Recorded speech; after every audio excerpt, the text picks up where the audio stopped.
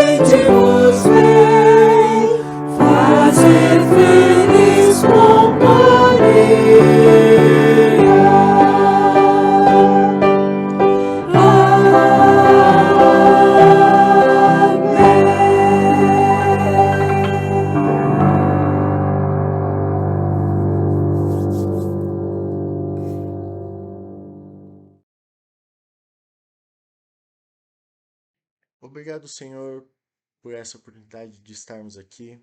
Obrigado por esse dia, obrigado pelo seu cuidado em nossas vidas. Esteja abençoando esse culto, Pai. Nós nos entregamos diante de Ti. Receba o nosso culto, Pai, como oferta, Pai, agradável ao Senhor. Que possamos entregar os nossos corações, Pai. E que possamos buscar cada dia mais Te adorar. Porque só o Senhor é digno de todo louvor e de toda honra, Pai. Em nome de Jesus, esteja conosco. Fale conosco nesse culto. Amém. Em Salmos, Salmo de número 1, diz assim: Bem-aventurado o homem que não anda no conselho dos ímpios, não se detém no caminho dos pecadores, nem se assenta na roda dos escarnecedores. Antes, o seu prazer está na lei do Senhor, e na sua lei medita de dia e de noite. Ele é como árvore plantada junto à corrente de águas, que no devido tempo dá o seu fruto, e cuja folhagem não murcha, e tudo quanto ele faz será bem-sucedido. Os ímpios não são assim. São, porém, como a palha que o vento dispersa. Por isso, os perversos não prevalecerão no juízo, nem os pecadores na congregação dos justos. Pois o Senhor conhece o caminho dos justos, mas o caminho dos ímpios perecerá. Que nesse momento de confissão, possamos entregar as nossas vidas diante de Deus, pedir pelo seu perdão e para que Ele possa guiar os nossos caminhos. Pai, nós colocamos nossa vida diante de Ti. Espírito Santo, vem guiando o caminho. Guia para que nós não andemos no caminho do pecado, no caminho do mal. Nos perdoa, Pai. Nos perdoa porque muitas vezes nos desviamos. Nos perdoa porque não sabemos seguir a Sua lei. Nos ensina, Pai.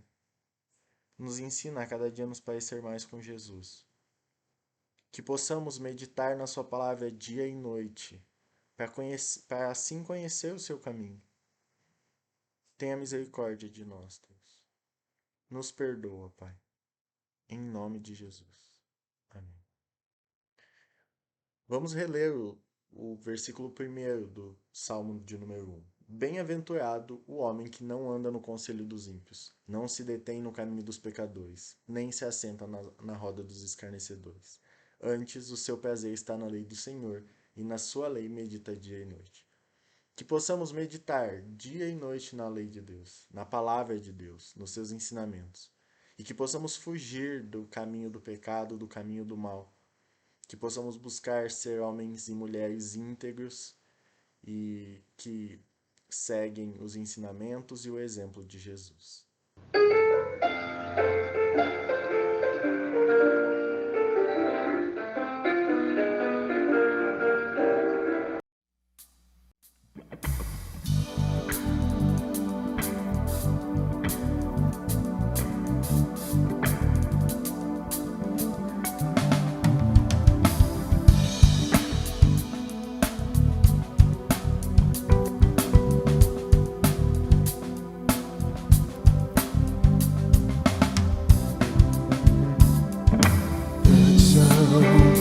Tuas obras, Senhor Todo-Poderoso, justos e verdadeiros são os teus caminhos. Grandes são as tuas obras, Senhor Todo-Poderoso, verdadeiros são os teus caminhos. O Rei das nações, quem não temerá, quem não glorificará teu nome. O Rei das nações, quem não te louvará, pois só teu nome é santo. Quem não temerá, quem não glorificará teu nome. Quem não te louvará, pois só teu nome é santo. Todas as nações virão e adorarão diante de ti, pois os teus atos de justiça se fizeram manifestos. Todas as nações virão e adorarão diante de ti, pois os teus atos de justiça se fizeram manifestos.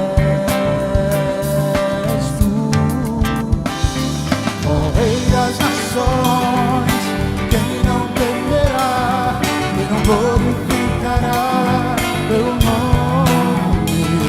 Ó Rei das nações, quem não te louvará, pois só teu nome é santo. Ó Rei das nações, quem não temerá, quem não glorificará teu nome.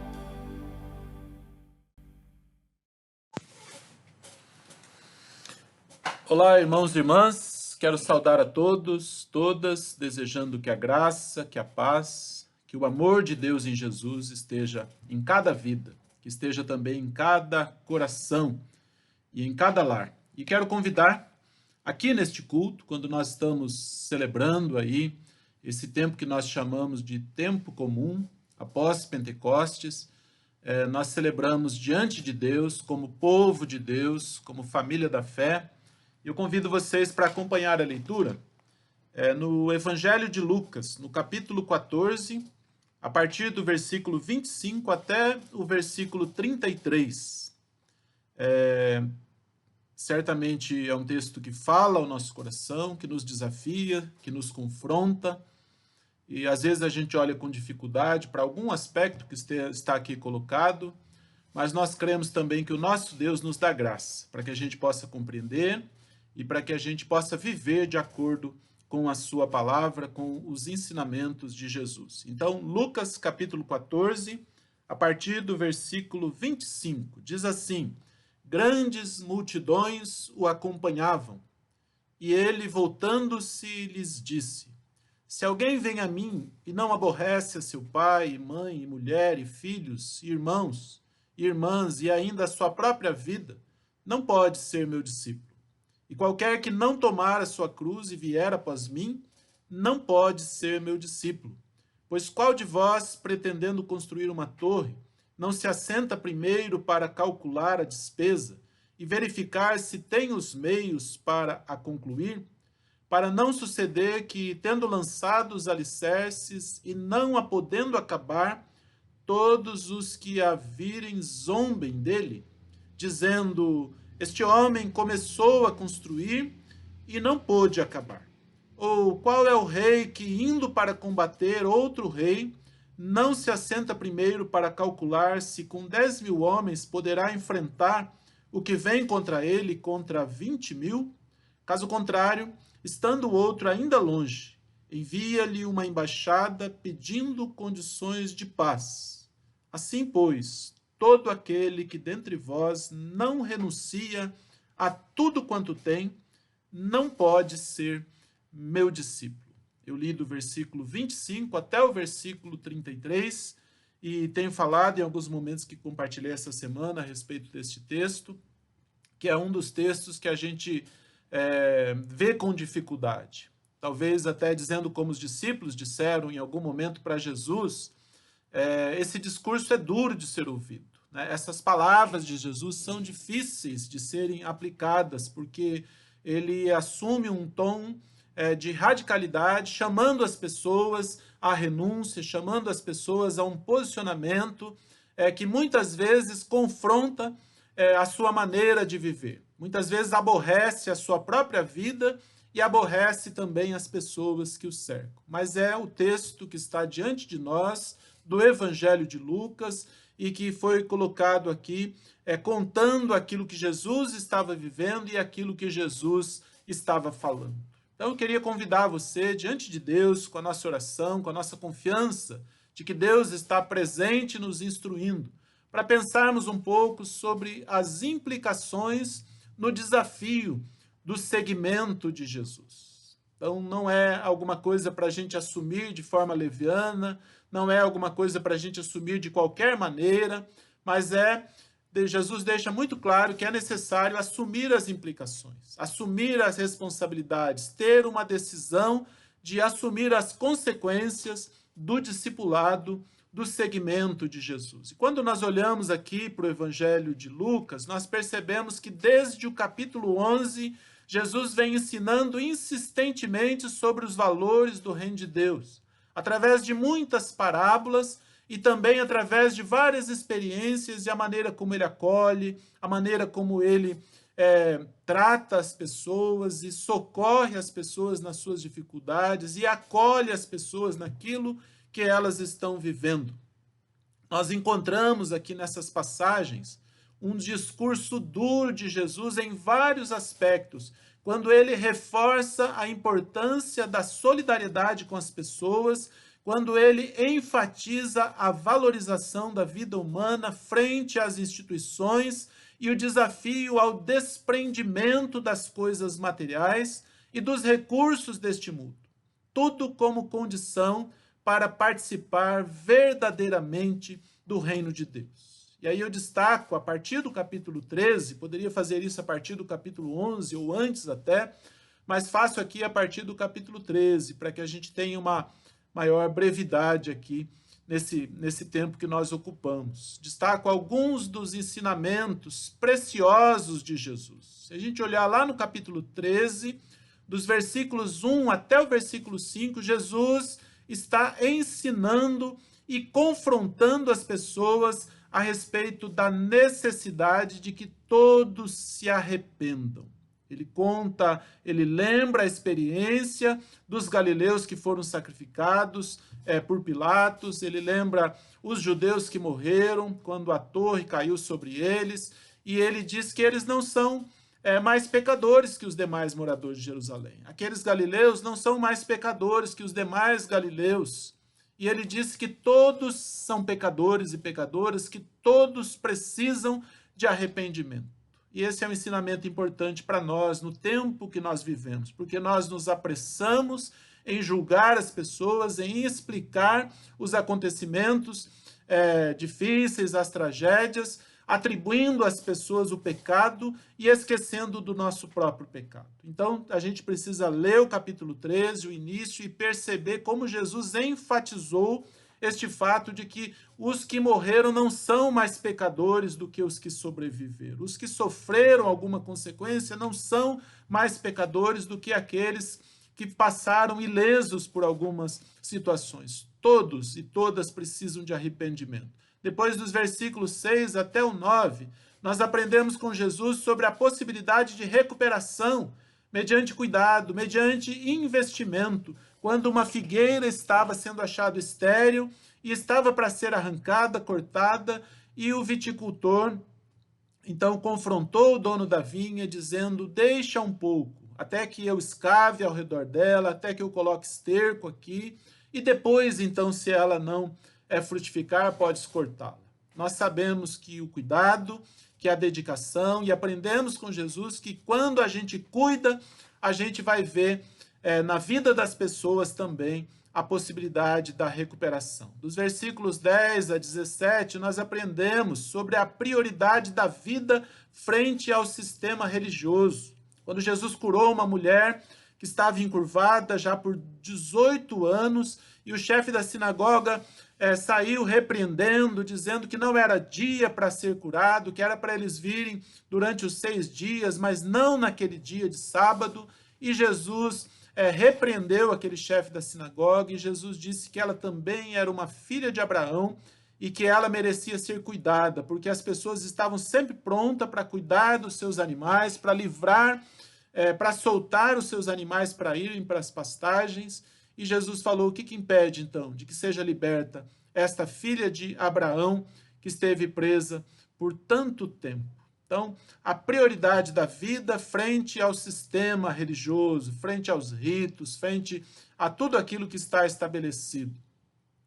E do versículo 18 a 21, nós temos 2 parábolas que ensinam sobre a capacidade de crescimento e a multiplicação do reino. Fala de uma pequena semente que, plantada, ela produz, ela cresce, ela se multiplica, e fala também do fermento que, colocado na massa, ele faz a massa crescer. Versículos 22 a 30 fala da dificuldade de entrada e a necessidade de decisão e posicionamento para participar do reino.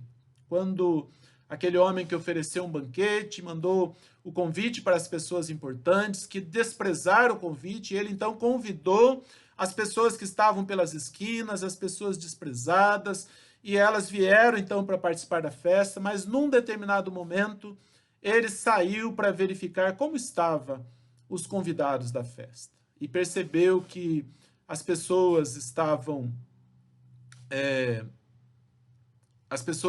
ali de qualquer maneira, né? Aliás, essa é a parte lá do 15 ao 24, né? Aqui do versículo 22 a 30, é a necessidade de decidir e se posicionar para participar do reino. Ou seja, exige decisão, exige posicionamento, exige que a gente coloque a nossa vida com a disponibilidade para participar. Fala da porta estreita, ou seja, é difícil, é apertado o caminho, é difícil passar por essa porta, mas uma vez que a gente passa por essa porta, a gente precisa estar à altura do ambiente que nós entramos. Então, o reino de Deus, ele exige decisão, ele exige persistência, e ele exige também um posicionamento de acordo com o reino de Deus. Aí nós chegamos no capítulo 14, dos versículos de 1 até o versículo 6, que ensina sobre a superioridade da vida humana, quando fala de um homem hidrópico que foi curado por Jesus, e da mesma maneira Jesus confrontou as pessoas. Qual de vós, se o filho ou o boi cair num poço, não o tirará logo, mesmo em dia de sábado? E as pessoas não responderam nada, e Jesus estava ali então mostrando o valor da vida humana. Do 7 até o 14, do capítulo 14, Jesus ensina sobre a importância de termos humildade para sermos honrados e sobre ter generosidade para honrar as pessoas. Ele diz: quando você for convidado para uma festa, não ocupe os primeiros lugares. Aguarda até que te chamem para vir mais para frente, para subir mais para frente, porque aí você vai ser honrado, e o contrário poderia acontecer. Se você ocupar os primeiros lugares, você pode ser convidado para ir mais para trás. Isso seria uma grande desonra. Então, a humildade para ser honrado. E aí ele disse: vocês que convidam, vocês que fazem as festas, quando forem convidar, não convidem aqueles que podem retribuir, mas convidem as pessoas que não podem retribuir. Então, generosidade para honrar as pessoas, porque aí a honra vale. Quando a gente está sendo generoso com quem vai retribuir, então não vai ter honra nesse gesto, né? A retribuição já virá ali de imediato, né?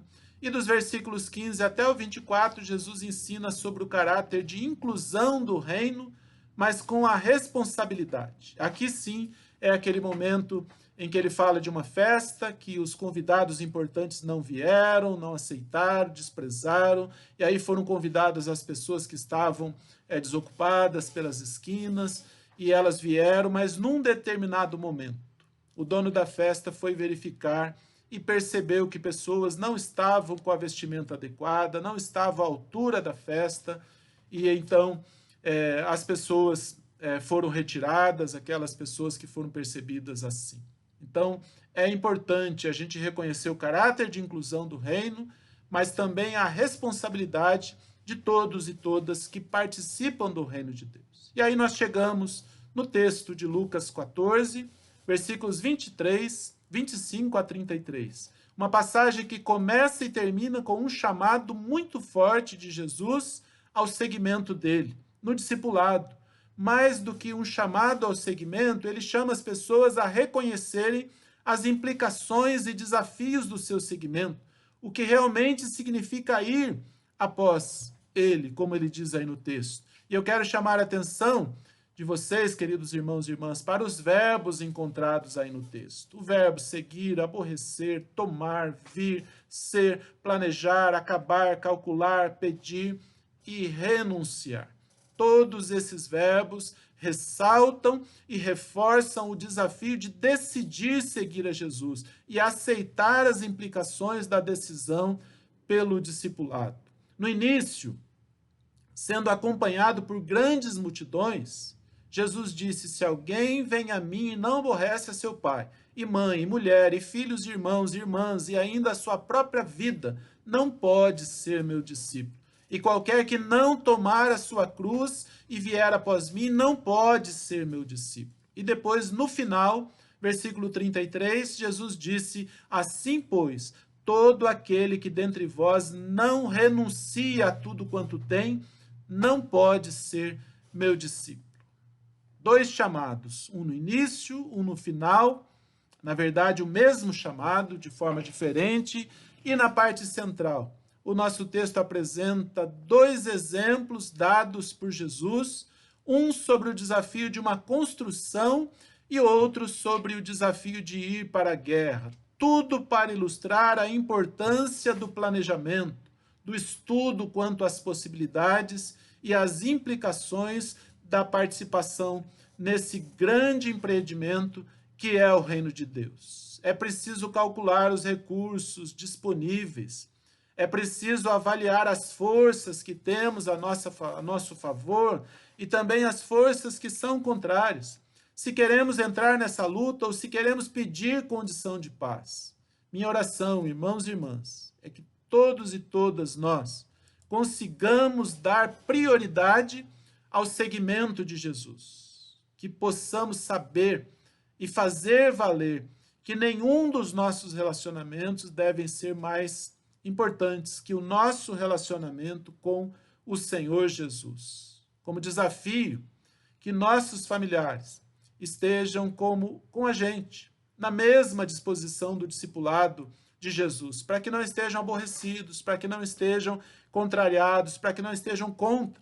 Que aqueles e aquelas que não estiverem com a gente nessa disposição do discipulado, que sejam incluídos como alvo do nosso testemunho, do nosso cuidado, da nossa ação evangelizadora, como parte da missão. Que o nosso Deus nos abençoe, que Ele nos ajude a aceitarmos as implicações da decisão de ir após Jesus, seguindo-o como seus discípulos e discípulas. Que Deus nos abençoe, que Deus nos ajude, e peço que você guarde essas palavras, reflita a respeito delas, perceba as suas forças, perceba os seus recursos e perceba a importância da decisão de participar do reino de Deus. A importância da decisão de seguir Jesus, de ir com Ele e ter com Ele este compromisso e colocá-lo como em primeiro lugar na sua vida. Vamos orar neste momento e vamos dedicar ao Senhor o nosso compromisso, a nossa decisão de ver cumprido as palavras de Jesus na nossa vida. Pai, nós estamos diante da Tua palavra viva, nós estamos, ó Deus, aqui com a nossa condição de parte da Tua igreja, de parte, Senhor, do Teu reino. Um dia nós tomamos a decisão de seguir o Senhor, de viver, Senhor, no discipulado, e nós, ó Deus, olhamos e reconhecemos as nossas fragilidades, Pai. Muitas vezes nós temos colocado outras coisas, outras situações, ó Deus, na frente, e temos negligenciado, ó Deus, a prioridade do reino de Deus e a prioridade do senhorio de Jesus sobre as nossas vidas. Tem misericórdia de nós, nos ajuda, Senhor, nos corrige, nos fortalece nessa disposição, ó Deus, dá graça, Senhor, usa de misericórdia para com as nossas vidas e que nós possamos, ó Deus, permanecer firmes nessa caminhada do discipulado, no segmento, indo com o Senhor para cumprir a Tua missão e participar, Senhor, do Teu reino aqui nessa terra e até que ele seja pleno, até que nós estejamos plenamente na Tua presença. Nos abençoa, Pai, abençoa cada vida, abençoa a nossa semana. Ó Deus, obrigado pelo nosso final de semana, pelo piquenique, pelos trabalhos da igreja hoje de manhã. E, Pai, abençoa, Senhor, a nossa igreja, abençoa as nossas vidas, qualquer pessoa que esteja participando, que seja abençoada, Pai. Nos ajuda, Senhor, a participarmos firmes nessa caminhada, sob o Teu senhorio, na Tua vontade, e que a nossa vida seja para a Tua glória e o Teu louvor. Nos despede, Senhor, com bênção e com paz, em nome de Jesus. Vamos receber a bênção, irmãos e irmãs, que a graça do Senhor Jesus, que o amor de Deus, nosso Pai, que a comunhão, que a consolação e que o poder do Espírito Santo de Deus, que seja sobre todos nós, que seja sobre todo o povo de Deus, hoje e para todo sempre. Amém, Senhor Deus. Amém, Jesus. Boa semana, irmãos e irmãs, e que Deus confirme essa bênção sobre todos nós.